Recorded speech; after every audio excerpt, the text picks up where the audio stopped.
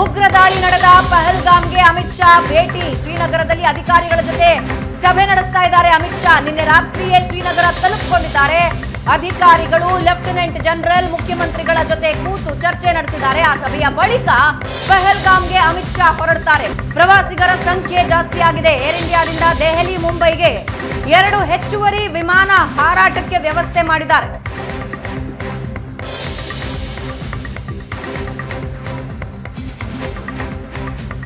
ಉಗ್ರರ ದಾಳಿ ನಂತರ ಆಗಷ್ಟೇ ಪ್ರವಾಸಕ್ಕೆ ಹೋಗಿದ್ದವರು, ಈಗಾಗಲೇ ಅಲ್ಲಿ ಇದ್ದವರು.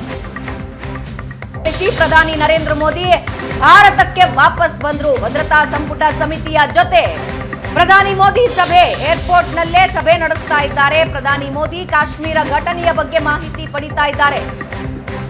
ಅಜಿತ್ ದೋವಲ್ ಸೇರಿದಂತೆ ಉನ್ನತ ಮಟ್ಟದ ಅಧಿಕಾರಿಗಳ ಜೊತೆ ಸಭೆ ನಡೆಸ್ತಾ ಇದ್ದಾರೆ.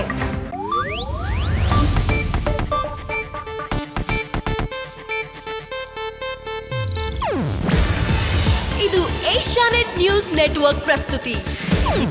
ನೀವು ನೋಡ್ತಿದ್ದೀರಾ ಏಷ್ಯಾನೆಟ್ ಸುವರ್ಣ ನ್ಯೂಸ್.